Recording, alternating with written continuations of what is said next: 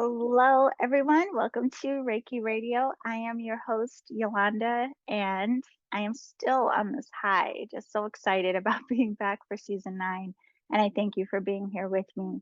If you have any questions for me or any suggestions for people to interview or just want to share with me any thoughts about the podcast or the episodes, you can always send me an email and you can connect with me through my website, which is theenergeticalchemist.com.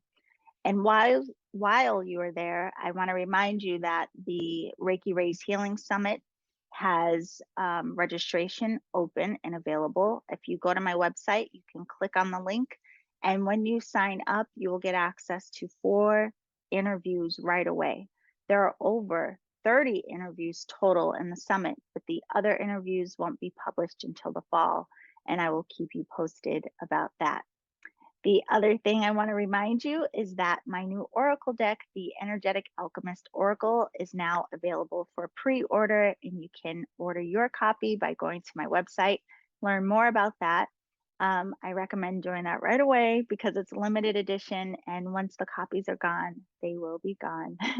But it was absolutely a labor of love, and I hope to actually interview the artist that I worked with to share some more with you all about the process because it really was amazing and much different than anything I could have ever imagined.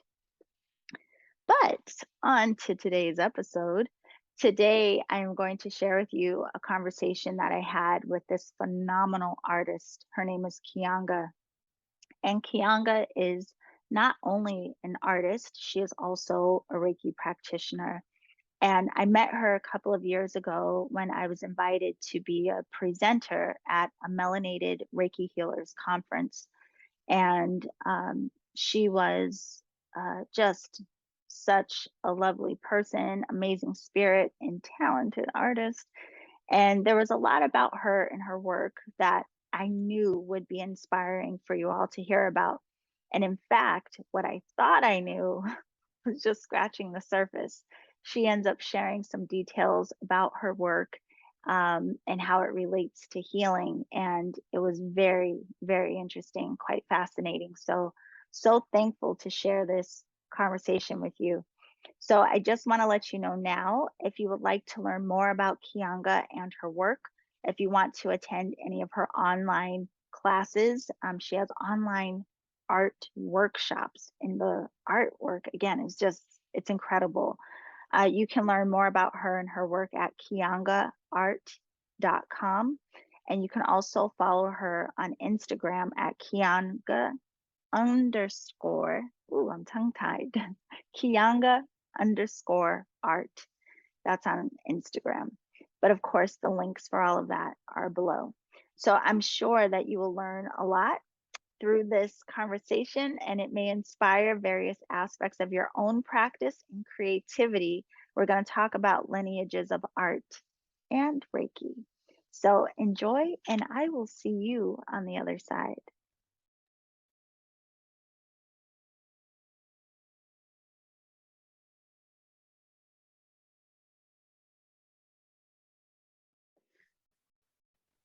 Okay, everyone, welcome to Reiki Radio. Today we have a guest I'm so honored and excited to speak with and share with you today. This beautiful queen named Kianga. Kianga, I want to thank you genuinely for taking the time. I know you're busy with projects, so thank you for joining me today. Oh, thank you. Thank you for having me. I was, I love your show. I listen to you while I'm in the studio working often. So Well, yeah. it's one of those things I always think, especially with everything we've gone through with COVID and all just people being more confined to home or not going out as much in the past. I mean, people are going Hmm. back out now, but Hmm. that's how we connected. So, I just want to share, I was very thankful to meet you in the way that I did. Had a beautiful opportunity to join you and some other women virtually for a women of color healing event, and it was phenomenal. I think that was about a year ago now. Yeah, yeah, October, beginning of October. Yeah, gosh, time flies. So since meeting you then, I've had an opportunity to really explore your work and see some more of what it is that you are offering to the world. And just to give a general background for everyone, what we will discuss today is honoring lineage in art and healing, because I Yeah. think your work is so reflective of that. So let's talk a little bit about your background, because man, you have a lot of experience and exposure to all things that point to our healing. So, could you tell us a little bit first, just about the segment of you being a massage therapist, a yoga teacher, and also Reiki practitioner? How did you get into this side of arts and healing? Wow. The massage actually came at the end of marriage, my first marriage. I had been a stay-at-home mom. I actually have a bachelor's degree in community mental health. Right. And but I had been a stay-at-home mom, and massage was always something in the back of my head that I think I would like to do that. And so I got the opportunity through my dolls, mind you, to go to South Africa in 2000. And I told myself when I came back, I was going to make the decision about massage. And while I was there, we actually took Black dolls to South Africa because during apartheid, Black dolls were banned, like no positive images. So we took like thousands of dolls. It was like 25 of us that went. And one of the places that we went in, it was like an orphanage hospital kind of thing. And I walked into the room and it was a little boy. He was in something like an umbrella shape, those old umbrella strollers. They just kind of look like a sling back. So Yeah. he was sitting in something like that. And when I stepped into the threshold of the room, he said, I need a touch. I need a touch. And I like that really because I knew I was planning to make a decision about massage when I went back, I took that as a direct message. So I went over and I started massaging him. I started massaging his hands. And by that time, the rest of the group had caught up with me and they all came in the room too. And we were all like giving him a massage and touching him. And and so as soon as I got back, I signed up for massage school. Mind you, I was 40 years old, you know, and I was starting all over. My kids were in middle school.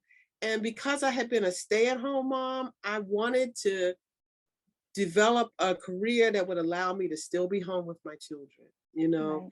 And once I started massage, it was like, I really like this. I really, really like this. Also, I saw how calming it was for me, and the reaction that I got from people when I was in school, and knowing, especially in the Black community, like our lives are very stressful, with the microaggressions and the racism and all that other stuff. It's hard to just woosah at the end of your day. And so for me, it was also an opportunity to bring massage to our community, and help people to see that it's not a luxury, to relax yourself, to relax Mm. your body, to allow your muscles to just completely relax. It's not something that we're used to doing. It's not something that we were encouraged to do. So for me, it was that. And so that was 2000. So it's been 22 years of me being a massage therapist. And also during that time, massage introduces you to a lot of different things. Like I ate pretty healthy before, but massage introduced me to eating more healthy. Reiki, I was introduced to as soon as I got out of school. And I was like, I didn't know what it was, but I was like, I'll come back to it. And I did, and I did. Yoga was like maybe 10 years into massage. And yoga I had been introduced to when I was about 16. One of our neighbors, she was a yoga teacher. And we were like, and she like had this big afro and she wore like African print clothes. And we would actually be cracking jokes about her. Like, oh my God, what is she thinking about herself and all of this, just being teenagers. And so one day she approached us and she said, will we be interested in learning yoga? And we were too embarrassed to say no. So she invited us to come to her house on Thursday evenings. I think it was Tuesday and Thursday evenings after she worked in DC. She worked in DC, came back to Baltimore because she was taking care of her elderly parents. And we did yoga with her twice a week for like over a year, and that was another seed that got planted that deeply. And so around the same time that I decided to go into massage, it reconnected me with yoga. And I told myself, I want to teach this. And it's always for me, I see stuff that our community can benefit from, Yes. the healing arts and coming, like, I feel like on a lot of levels, our way of medicating ourselves and our way of dealing with stuff is alcohol and overeating, you Mm-hmm. know?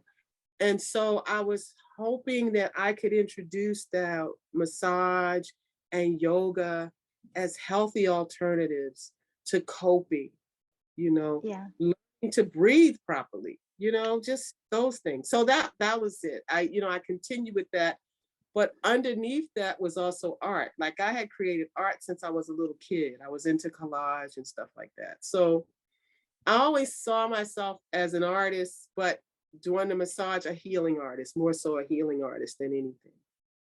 A healing artist. I love that. But Kianga, I have to tell you, you hit so many points in everything that you just shared, and it's fascinating hearing some of the background of your story. I mean, first of all, that that that moment that inspired you to say yes to massage. I mean, that's one of the most beautiful stories. But even what led you there to going to Mhm, South Africa, that was, gosh, I'm like, where do we even start with you? There's so many things to tackle. So just that idea of, in South Africa, because of apartheid and there not being positive images for people to see, and then you mhm, bring in these black dolls. It's funny because when I was thinking about this part of your artwork that you're doing now with the dolls and the quilts and even the mhm, mixed media art, everything that you share, that was one of the things I was thinking, like, man, that it really gives exposure, one, to us, to reconnecting to and accepting all of the mhm. beautiful aspects of us that have been, I mean, really devalued and told wasn't beautiful and all of these things. And so you really guide people into creating beautiful things that help to reconnect to themselves, self connection, self acceptance, self love. But it also creates visual exposure for others to get more familiar with what hasn't been shown in the most positive lights in this country. So I have to ask you about that. Could we dig into that a bit? You Yeah. have this experience going to South Africa, bringing the dolls, but again, thinking of how your work really is so impactful in that way here at home. Could you talk a little bit about what it's like even that healing aspect that comes in the creativity of the work that you do and the art circles that you facilitate? What is that like for people? You know, that I started making dolls as a request from my daughter. She Mm, was 5 years old and she asked me to make a doll that looked like her. And, I was just being a good mom doing that. But yeah, there was something magical about creating that doll. It felt so good. And I've talked to other people about the experience and they've had the same. And once I started creating the dolls, I got invitations to do doll making workshops. I took with me to South Africa because this was after apartheid when we went.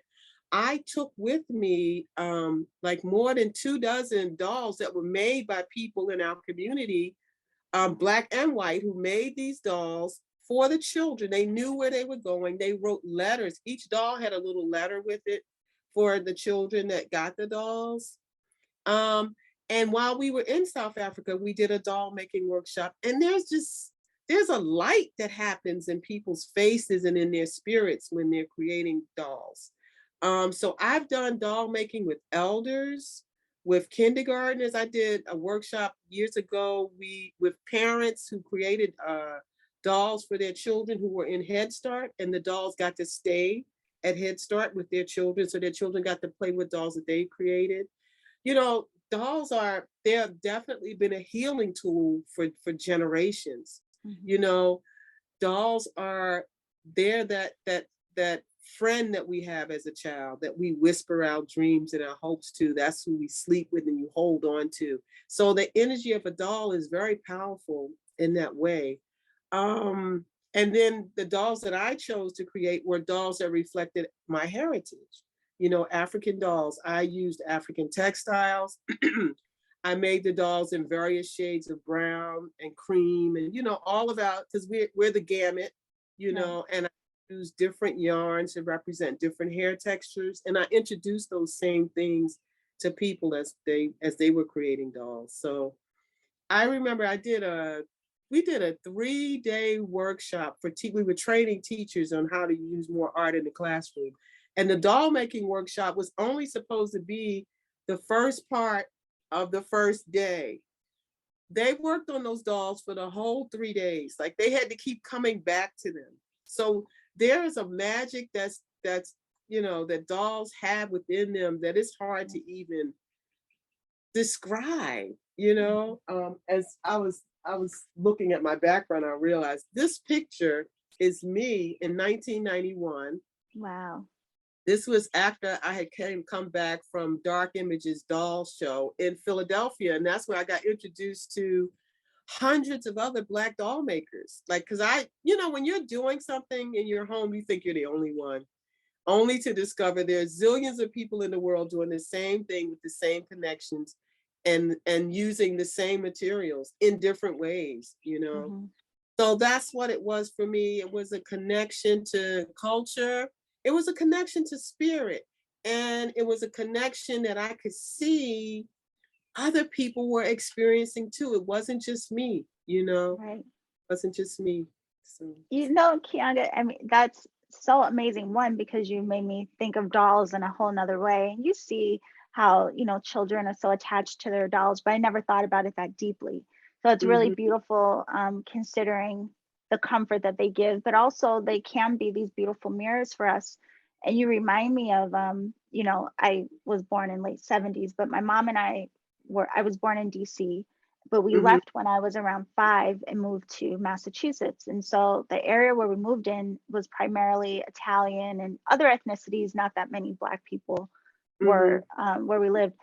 And so now think of like the early 80s, the Cabbage Patch dolls came out. I wanted one so bad. And my mom was like, it's ugly, it's expensive, and no.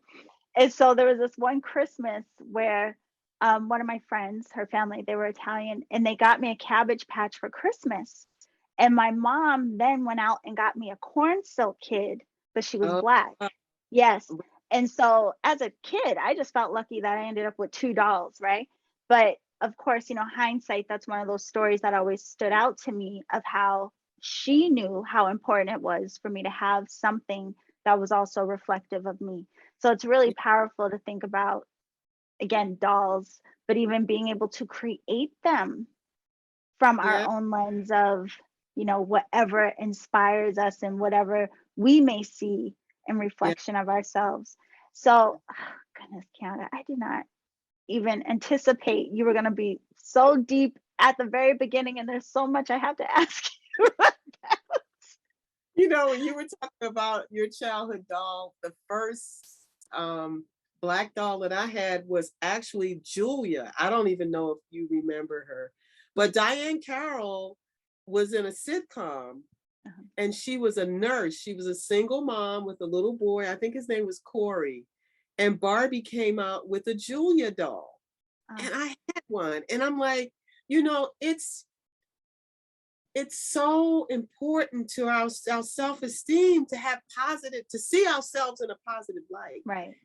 and representation. That's why it's so important. If you're of the class culture that you get to see yourself all the time anyway, you don't even really notice that there are no Black people being represented. There are no Native American people being represented. Right. You know, there are no Asian people being represented. There are no Muslim people being represented. Like when I look at something, that's what I'm looking at. You know, everybody looks for themselves. Yes. Everybody looks for themselves, and everybody needs that affirmation that I am beautiful, that I matter. Because that's what representation says, that I matter enough, that I am included.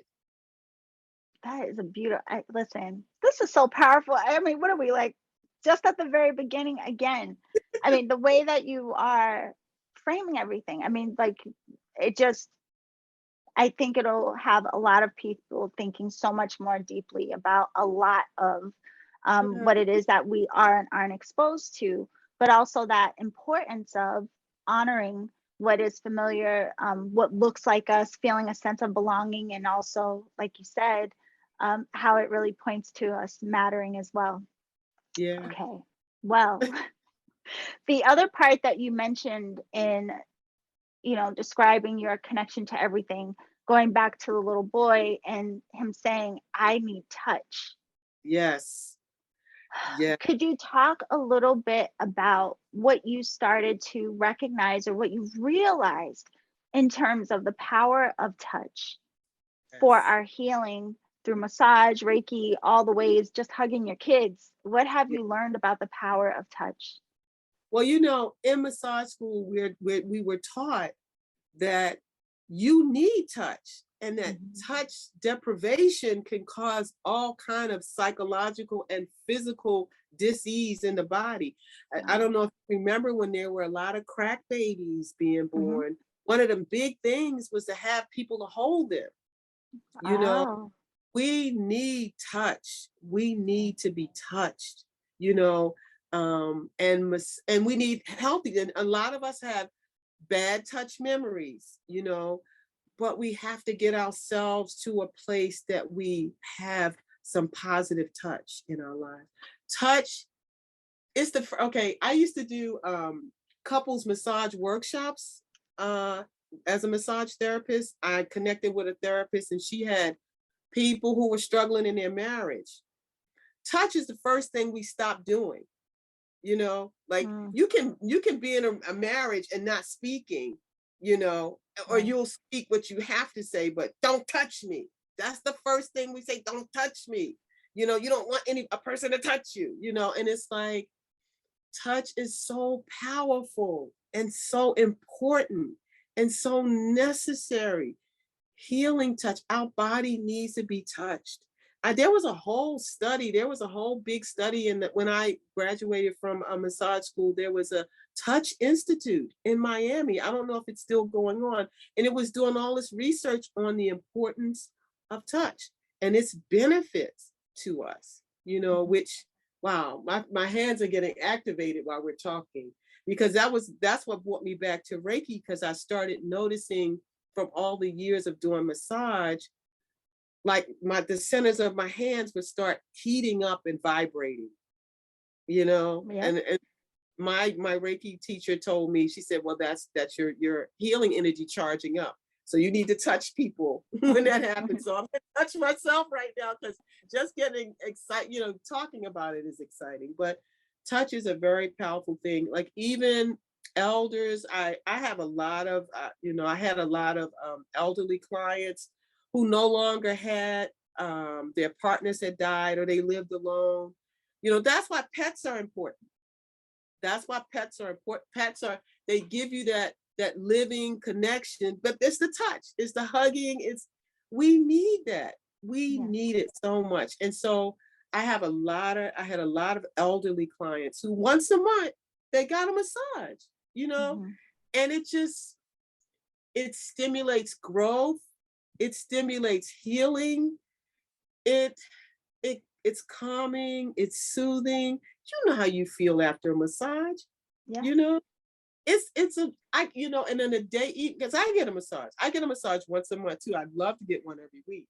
But um, you know, I look forward to that. I look forward to that. It's funny, as we were talking, I actually wrote a poem about the experience of touch. And I'm looking to see if if it was in here. I can't believe I don't have it in here. But I wrote it as soon as I got out of massage school, and it was all about the power of touch. Wow. Well, if you can't find it right now, if you let me know if you end up posting it on social media or somewhere where I can link it or include it in the show description, I Okay. absolutely will. But again, you have my mind spinning, Kianga, and it's interesting because I'm back in California right now, but when I was in DC recently, I booked a 2-hour massage. And one of Yes. the things you said not that long ago is this is not a luxury to relax. But, Right. in my mind, I thought like, oh, I just need this. But it was because I had pain in my shoulder. But the Mm-hmm. beauty of what you're saying is it wasn't just about the pain. I just needed peace. I just needed to Yeah. relax. I just needed to stop. And it's Yeah. interesting how, as powerful as touch is as well, there's something about being in those spaces for massage or Reiki or whatever. You're just giving yourself the space to breathe and relax. I mean, in the world that we live in, just like you mentioned earlier, we're constantly holding on to stress. We're thinking about 5,000 different things because of what's been going on in the world lately. That has been compounded. I mean, we are in need of peace and healing and rest in so many ways. But you also bring up the positive touch. God, how powerful that is to reconnect us to, especially if you've had experiences of touch that have been harmful, Yeah. triggering, whatever Yeah. it may be, to have exposure to touch that is positive, nurturing, and loving. But also, to your point, I grew up with a single mom. I mean, she worked her tail off to make sure I had Mhm. everything. So she wasn't affectionate. She didn't have time for that. And so, even that, if you didn't have exposure to someone, overly nurturing in a physical way, Mhm. that's also a gift we get to experience through these different practices. Yes. Yes. It's allowing yourself permission to heal, Right. still yourself. Because the whole idea of the massage is your muscles are relaxed. You're not working. You're not Right. doing anything. That's why the therapist always tells you to just be like a rag doll. Don't help me. Just lay still. And you'd be surprised how difficult that is for most people. Yeah. Most people cannot just, you know, let their burden down long Yes. enough for someone to work on their muscles and relax their muscles. It's, I it's have and to like, ask you about mhm, breath in that as well, because, especially because you also ended up becoming a yoga teacher. Do you notice that? Do you ever have to guide people a bit and maybe just reminding them to breathe or yes, helping them to breathe just to get them to recognize that they can relax in their body? yes. We hold our breath so much in Yes. life. We are always bracing ourselves. Yes. We're always bracing ourselves, and we don't take complete breaths. We're breathing very shallow. We're Yes. rarely taking and filling the lungs up. And when COVID, that was one of the big things about taking deep breaths, because it Yeah. attacked your lungs. Right. At first it attacked your lungs, taking those deep breaths. Yes, I always had to remind people of that. And the beautiful thing about yoga is a massage for your organs. You- Mm. When you twist, you're squeezing everything out. And when you untwist, fresh nutrients, fresh blood, fresh everything is going into your organs. So the movements, the asanas, the poses are actually ways to massage the inside of your body. Yes. You know, it's like they all connect, and Reiki is igniting the healing energy in your body and Yes. helping it to flow through your body. You know, we have two positions in life, flight or fight, which we are in constantly. And that's not deep breathing. To restore and repair, you have to take deep breaths. You Yeah. have to come out of flight or fight And the problem that we are having in today's society is that we're constantly in flight or fright. We never come out of that. Mhm. And if the only way we really come out of it is if we do make time for a massage, if we do make time for yoga, if we do make time for stillness, just don't do nothing. Yeah. Turn everything off, disconnect, Well, I'm and thinking just about that too. Your beautiful art classes. I mean, that has to be amazing in the same way because you're coming off of your device and you're totally directing your energy towards like what your inspiration and the art and creativity. And that has to be so healing as well. I mean, just to step out of the noise and yes, focus into some form of creation. And I want to ask you about your classes because I'm sure, again, anyone listening is like, wait a minute, how do I get in touch with her? Can I work with her? This is, oh, it's just an amazing story. But I want to ask you about the mental health aspect as well, because you do, as you mentioned, you have a degree, a background in community mental health. And there's a couple of layers about this I wanted to ask you about. Again, a lot of your work really does support the healing within our community. And it's interesting because, therapy and a lot of different modalities and practices that are common now for a lot of time weren't accepted within our community or yeah, just yeah, weren't thought of in the best light within our community, in part maybe because there weren't a lot of people who looked like us that were facilitating that work, but that has changed greatly. And yes, now you see on social media, I mean, there are a lot of young pumpkins coming out now doing a whole range of support for yeah, our community. But given what has gone on in these last few years, and it has caused more anxiety, a yeah, lot that, a lot of people don't talk about, a lot that we're just experiencing in a heightened way, and all of these things. And so there is, I think, a lot being revealed now in terms of how we're coping, how we don't cope, how we need more positive healing practices to support us. So I mm, wanted to ask you a bit about that aspect, the mental health, how your work, even your artwork, really ties in to support that. But I have to highlight something else you said a while ago about, a lot of people self-medicating with alcohol and these things. And it's mhm. one of the things I noticed when I was in Maryland not that long ago.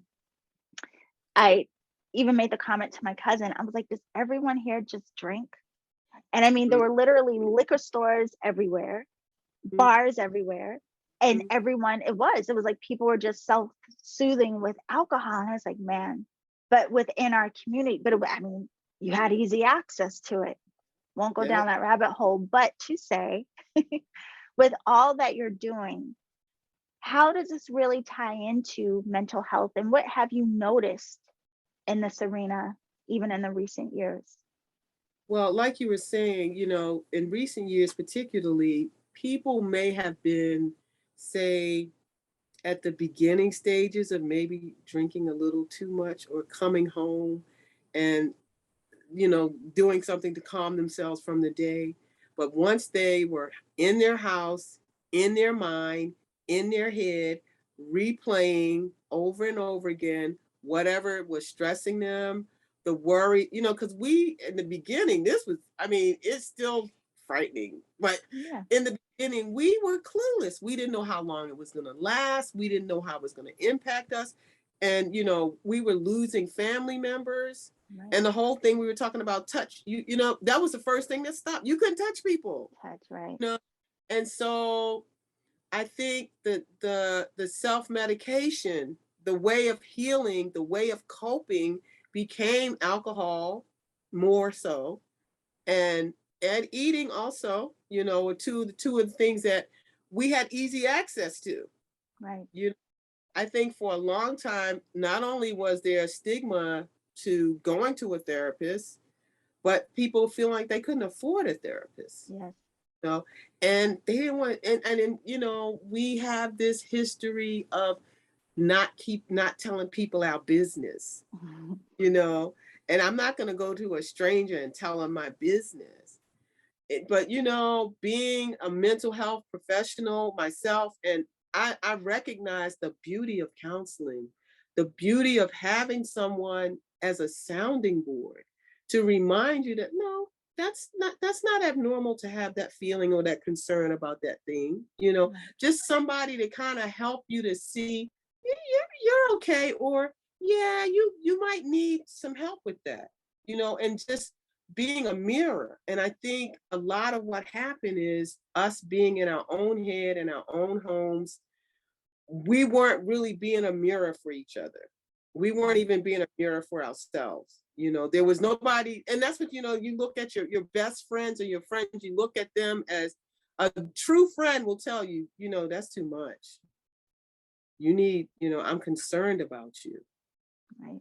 And it was like, there was a fear of going to that. You couldn't even go to the hospital. You couldn't make an appointment, that. So it was a lot of dynamics that kind of kept us in this box of self-medicating the easiest way. I know that first year I started doing a live yoga class on Facebook on Sunday mornings because everybody was home, and offering, we have to look at other alternatives, because alcohol is going to keep taking you down a path that you can't just get off of alcohol. Right. You need, drugs, you need help. Absolutely. So you have to at some point be able to look at yourself and say, I have a problem. And that I need to. So powerful. That's the beginning of all, like I said, my first job out of college I was a poly abuse counselor, meaning my clients were alcoholic heroin addicts. Wow. And I was like 22 years old, and I remember having one of my first clients, when I looked on his history, he had started using heroin the year I was born. Wow.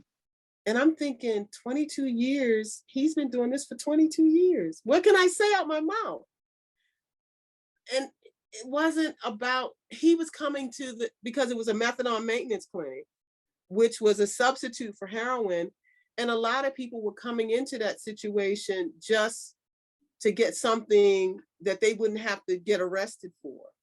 But I learned from that, a person has to come to it themselves that I need help. Right. They have to look in the mirror and say, I need help. And then the next step is seeking the help. Well, that's one of the beautiful things I think about how we do have exposure to each other, with social media and all of these things. I mean, like, yes, we can complain a lot about it, but I think even similar to what we were talking about before, the visibility of even seeing other people saying, I am hurting, I'm struggling, this is how, but also that other component of, but this is what's helping me. So I think we have such a beautiful opportunity in that there is so much sharing going on now that people are starting to maybe not feel as ashamed or starting to question their discomfort enough to reach out to learn how to do things to support. So in that, I want to circle back around a bit to Reiki, because similar to you, when the pandemic started, that's when I started my alchemy circle. So I'm like, listen, everybody's at home, probably don't know what to do. We can meet each other on Zoom and, really support each other through this type of work. But one of the beautiful things that I appreciate about the practice so much is there's a lot of the elements within it can be done by yourself, for yourself, and help you really look at you. But we also have the opportunity to work with people remotely. And so while we can't always physically touch, we still can touch on a soul level or energetically, this type of thing. So I wanted to talk to you a bit about that, especially during these past couple of years. Did that change your perspective of your practice at all, or did it deepen or change your personal practice in any way? Yes, you know what? It took me into it even deeper. Yeah. Because I felt like that's what I needed. And something that you said, social media was a good thing, and it has been a good thing in terms of letting people know that getting help it's okay. And Right. there were a lot of options. There are a lot of affordable options. There were a lot of people you can connect with. During this time, I took Reiki level 2 because I had taken Reiki level 1 years ago. And I felt like I needed more tools in my toolbox, so to speak, for my own personal healing and Mhm. for the clients that I was still seeing for their healing. And so, and one of the things that my teacher taught us was to do Reiki on yourself, Yes. to do Reiki on yourself. And after we finished level 2, we had an assignment. For 30 days, do Reiki on yourself every day. And I told myself, I'm going to do 100 days, you know. And I did chikure. I made it, all around myself. And then I start with my head. May harmony prevail. And just starting from the top of my head, my eyes, my face, my neck, my ears, and just going all the way down my body. May harmony prevail. May harmony prevail. And I did that for 100 days straight. And you know what? After the 100th day, I was like, why would I stop doing this? Why would I stop doing this? So it's a part of my daily practice to do Reiki on myself. And I think that, it's important for us to connect as a community. And we do a virtual Reiki circle here, the Melanated Reiki Collective here. In fact, we have our next one coming up. We do a once a month virtual circle. We were doing a live circle, and I think we've done 1 or 2 live ones, in recent months. But I do Reiki on myself every single day. Yeah. And, I still have just a couple of elderly clients that I do massage on, because I let go of massage to just be a full-time artist, which we'll talk about some more. But, I do use Reiki in my practice. I've always used it. And I Reiki everything that leaves my house, artwork that they purchase from me. It goes into the shipping, it gets chukurayed. It goes out the door. And I have like a stencil that I've been adding onto my quilts and stuff too, adding that as well. So yeah, I feel like this has strengthened my practice. It strengthened my practice for my own personal healing, as Yeah. well as the community healing, recognizing that, if I'm fortified as much as I can possibly be, then I can really be a force for the community. Right. And we each can do that. If you're moving from a full cup, right? If you're moving from a full cup, then you have something to share. But if you are deplenished, there's not a lot that you can offer someone else. So yeah, the Reiki is, my hands are charging right now. I'm just so I can describe it. It's just like, just when I've been doing it that was like the beginning of 2020 that I took level 2. So it's been more than a year, almost 2 years of me doing it every day on myself.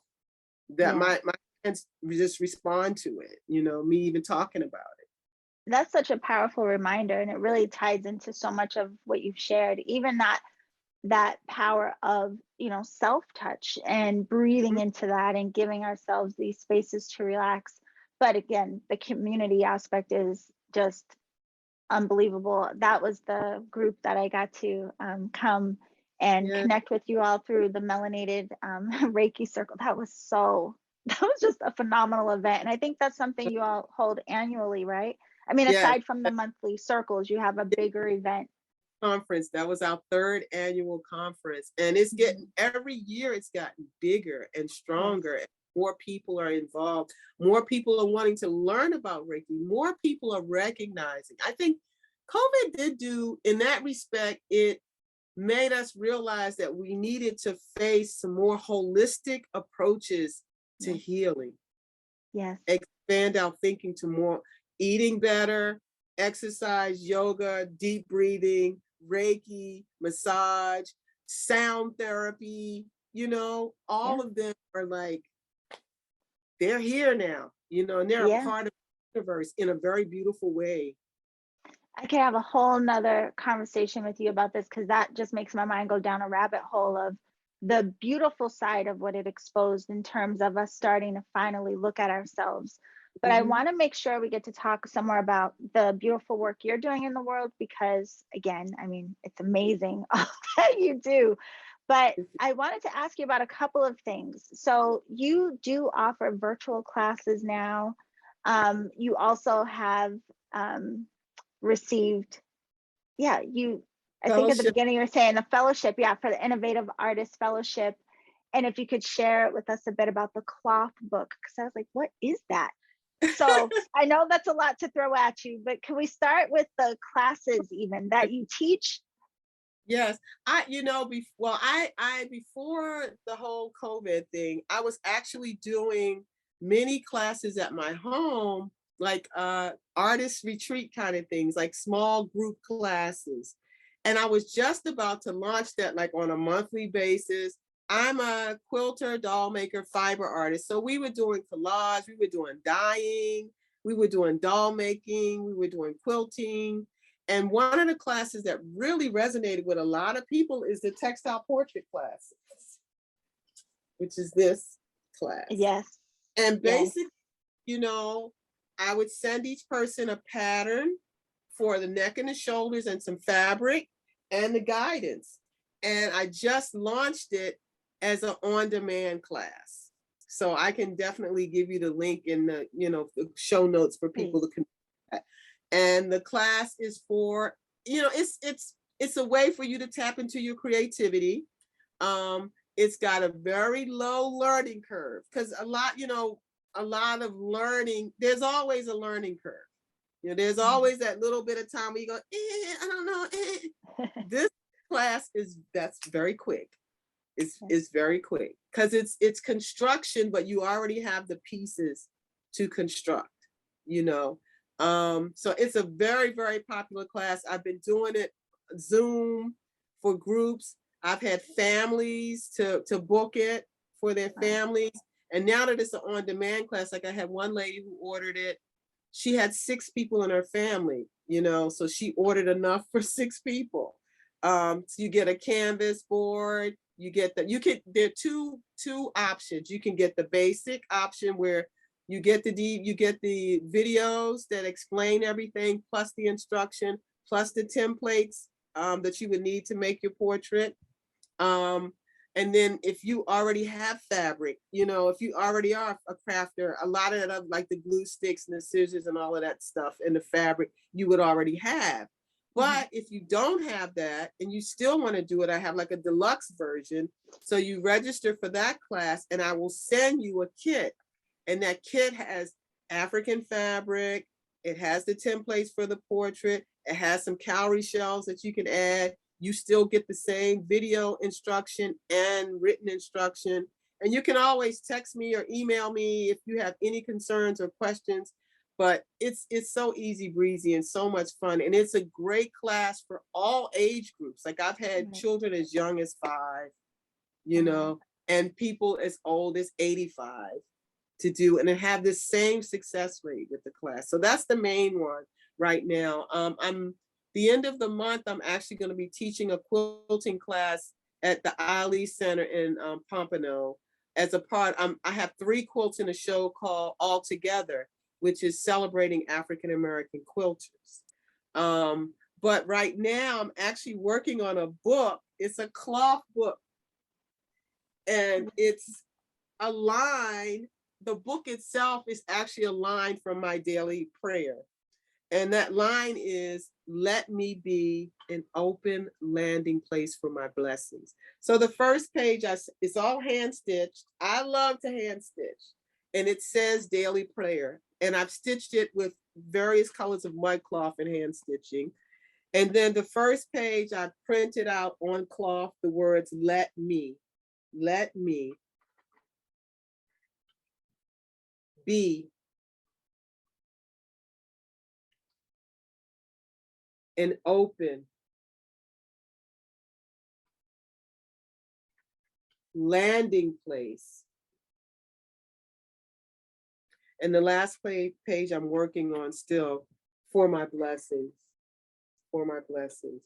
And that's that line in my prayer, my daily prayer, is one that always fortifies me, always makes me feel stronger. I want to be an open landing place for my blessings. I don't want to be closed off to any blessings that can come my way. I want my hands open and free to receive those blessings, you know?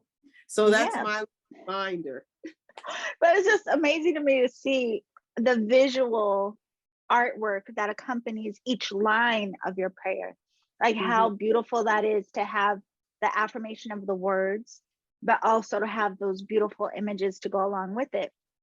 So is this something that you're submitting to an exhibit? Is this just personally for you?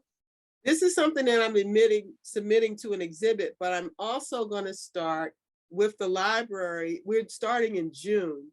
I'm going to do soulful stitching once a month, for like an hour and a half. You can come and we sew together many projects, like maybe a page from the book, you know, something like that.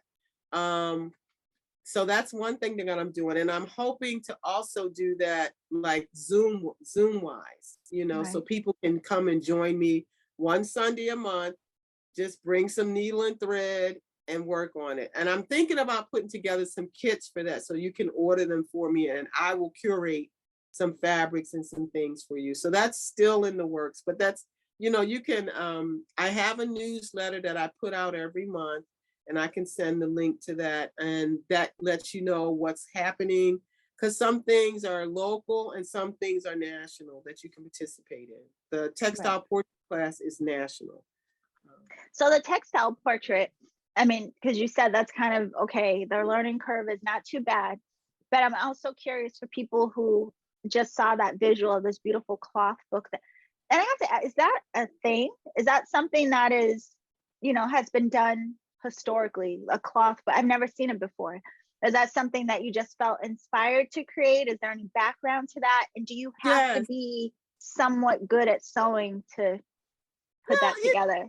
if you can put a needle in the thread, you know, if you can put the needle through the thread and put the knot at the end, so it's just sewing. Sewing Okay. is such an easy thing. But this actual the exhibition that I'm submitting this for is artist books. So there Mhm. are going to be a lot of different funky, cool, creative ideas of a book. And because cloth is my fabric, my thing of choice, my medium of choice, I decided that I wanted my pages to be made of cloth, you know. Brilliant. Yeah. But you know, this is something that would be fun for people to do too. They could do a smaller version of it, you know. Right. So, That's really beautiful. Yeah, because I was like, that would be such a fun thing to make. I just like the idea of like the simplicity of a lot of us have a mantra or something that really resonates with us, but then amplifying that and having the the visual to go. But also seems like something, can even be shared with yeah, others or, yeah. displaying it out in that way. Okay. So um you do exhibits, and I would like you to share, if you can, a bit, because you've said a little bit locally and you mentioned Pompano Beach, but for anyone listening, if they may be local to you, do you mostly do these types of events local to where you are, and where is that? Or do you travel for these events? South Florida is where I am, Okay. and Riviera Beach specifically. But I do national and local things as well. Like this show that I'm submitting for will be in St. Petersburg, which is on the west coast of Florida at the Florida Craft Art Gallery. That's what I'm submitting this piece for. But I do submit around the country. You know, if it's an exhibition, if the theme is something that ties into the work that I do, then I'm there. You know, Yeah. so I do submit to a lot of quilt shows and things of that nature. Yeah, and like I said, this whole COVID thing kind of slowed up everybody's schedule. So a lot of things that I would have normally submitted stuff for got put to the wayside, and they're just starting to get geared up again. I forgot to mention I did win the Innovative Artist Fellowship for Right. here in Palm Beach County, and what the Cultural Council did is they gave a grant of $7,500 to 6 artists, 6 Palm Beach County artists, to further their artistic careers. Like, we decide what we want to do with it, but there is an exhibition at the end of it. You know, at the end, the fellowship is for a year. So I'll be working on art for the fellowship throughout the year. The exhibition is next summer, June 2023. I have to ask you one little thing about that, because you mentioned this before we started recording. And you were talking about how, you know, you're breathing through it and allowing the inspiration to come. And I wanted to know if you could share a little bit of that background of your process with us, just because I think a lot of us put a lot of pressure on ourselves about anything in life, that we have to hurry up, we got to do it quick, you know, is it good enough? But what is that like for you as an artist to tap in and allow the inspiration? Do you have any tips for how that process looks for you? Yeah, you know, I used to say that I get pregnant with the idea, meaning it takes me months of gathering. Like, I might read books, I might listen to music, certain incense I might burn, you know, I might go sit by the ocean. All of those things, or, you know, all of those things inspire me. I might go see art, and I'll keep taking in, and taking in. And then one day the art starts coming out. You know, it's like I'll get to a point, and it varies with different things. If it's a specific theme that I'm trying to create something for, then I also might sketch. I have like sketchbooks that I'll draw in, that I write notes in, that I write poems in. And, you know, once I start to create the art, I gather all that stuff, you know. I also collect materials. Like, I might see a certain piece of fabric and go, ooh, I know I want to use that for something. Like for this piece here, this page, the flowered print, I was like, I know I want to use it for something. I bought this fabric like 2 years ago, and I'm just using it, you know? So I think you have to allow the process, you know, and don't let the deadline, if you got a deadline, don't let it beat up on you too much. Like, you still have time. If it's not the day before, you know, it's like, you know, I think it's all the little steps that you made to it. Like, you know, I have until next June, but I can't wait until, you know, next March to start working on my art. And even though I don't have the first background of the quilts, I have pieces already that I've started working on. Like this one page, this last page of the book, I'm like, oh, that would make a larger piece. And so I already have the foundation for it. So I think you gotta, don't beat up on, you gotta be forgiving, you gotta be kind, you gotta be gentle, you gotta be loving to yourself. And you gotta be patient with yourself. And you gotta give yourself the benefit of the doubt. You know, I've learned to be very kind with myself as an artist, especially, you know, just be kind to yourself. You know, just the same kindness that you share and you show to your family and your friends and the community, show that to yourself, you know, and trust that you're going to get it done. You know, you're going to do what you need to do. And so just look at all of the little steps to the process as getting you there. And that's how I had to, you know, instead of being, otherwise you'll feel overwhelmed all the time. Right. And that doesn't solve anything, right? Feeling overwhelmed. You just like, one of my friends said once to me, what's the best way to eat an elephant? One bite at a time. So, you know, you look at this big thing that you have, a big project that you have. And that's what I look at. I know I got this big show that I want to create for. And I've been writing down my ideas for it. And I've been collecting fabric for it. And I've been collecting music. I mean, I'm all kind of stuff. You know, I just ingest it all. And then it's like, it gets to this point where I have enough to get started. And then and even as I'm doing that, it could change.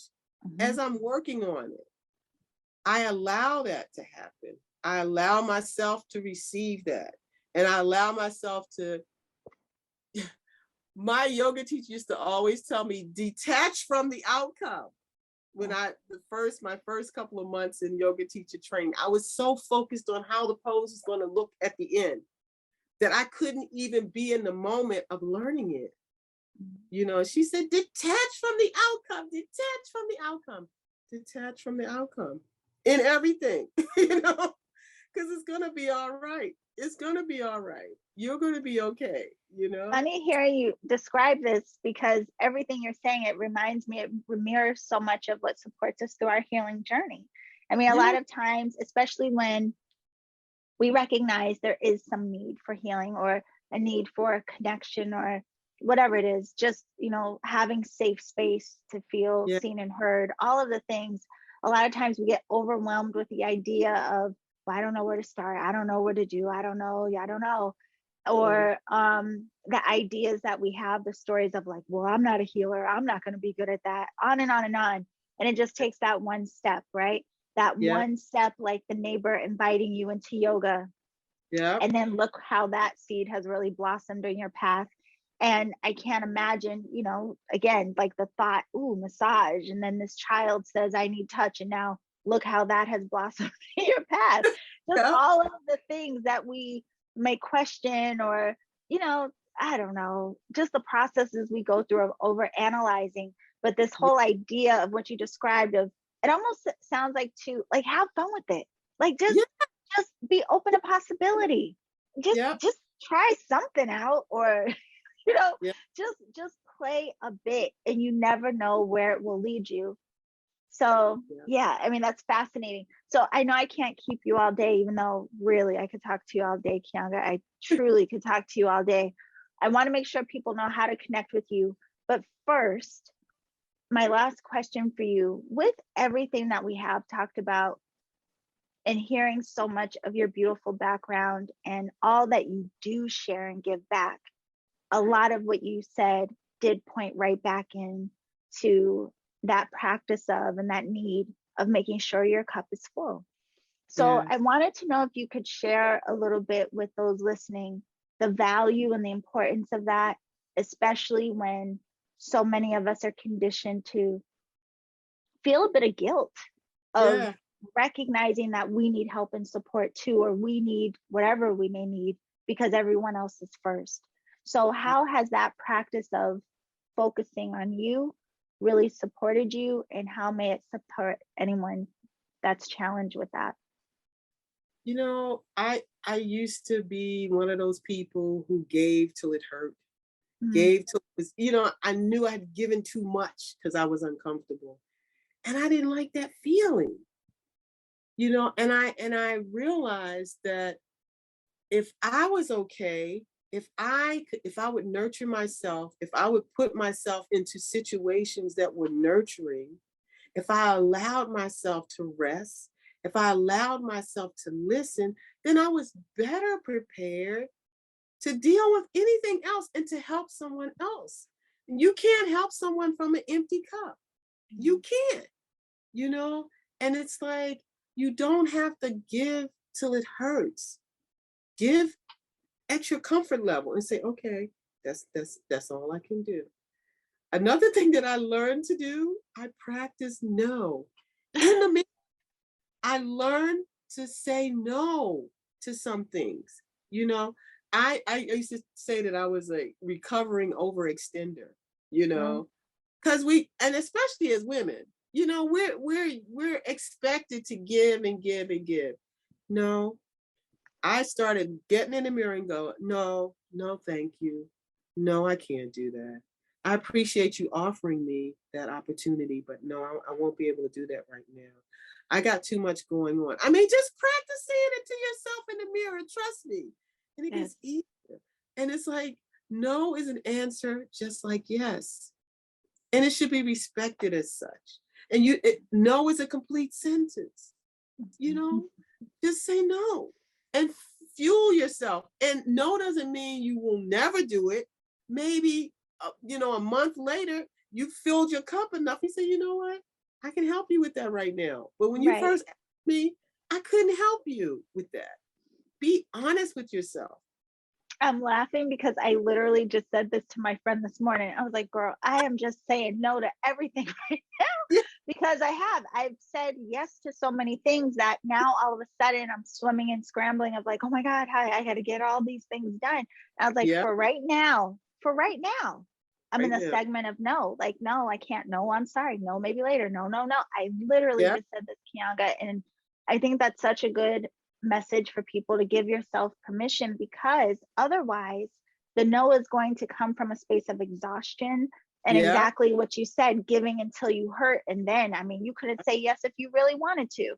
So that is a very powerful message. I thoroughly enjoyed our conversation, my love.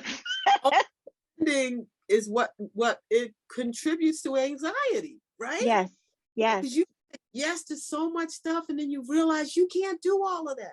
right. You know, free yourself. Free yourself.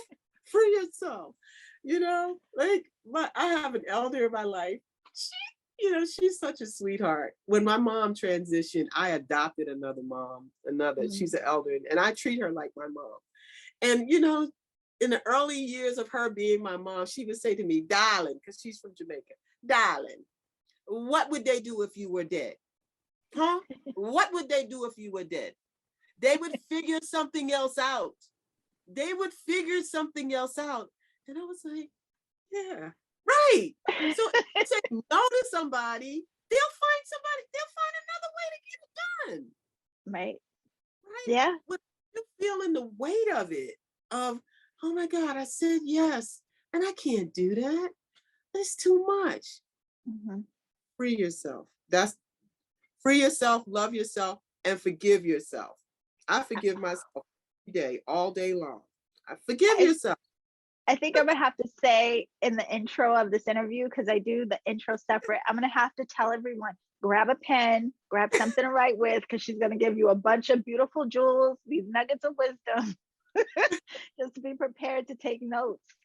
Yeah, man. Just love yourself unconditionally. Love yourself unconditionally. And then you can love everyone around you. You can love the community. You can love everything more better. Right? Yeah, yeah. Well, I have to thank you, Kianga, for all the work that you are doing, all that you share. I told you, when we were connected with each other back in the end of last year, I mean, it's funny, you just never know what connections will bring, That's and from the very beginning, I was like, gosh, this woman is amazing. And I've been so thankful to have crossed paths with you. And I'm so thankful too, because with all you have going on, that you made time to have this conversation and share with the community that listens to the podcast. So could you please let everyone know what is the best way to be in touch with you, learn more about your work, website, social media? sure. Thank you. Thank you for inviting me. I was so honored. You can reach me through Kianga Art. That's KIANGAART. That's my name, Kianga and art.com. That's my website. I'm also on Instagram as Kianga Art, and I also have Kianga Art Gallery on Instagram. So it's Kianga_art, I think, or Kianga Art on Instagram. Kianga Art on Facebook. I have my Facebook page is, I include what I'm doing and what other artists are doing around the world. Just inspirational stuff. So that's, if you type in Kianga, I'm pretty much Google. I pretty got to Google. You got Google unlock. Well, I do want everyone to know, of course, the links will be down in the show description. So kiangaart.com is the website. Kianga_art is the Instagram, because I had to check that out to make sure before Yeah, we had the conversation. But also, again, Kianga Art, even on Facebook. So all of the beautiful ways to connect with you. And again, thank you so much for all we were able to discuss today. But I'm going to tell you right now, I'll be reaching out again, because there's so much more that I wanted to explore with you. So thank you again for coming to look share. forward. Thank you. Thank you. Thank you, Namaste. my love. Namaste. Peace.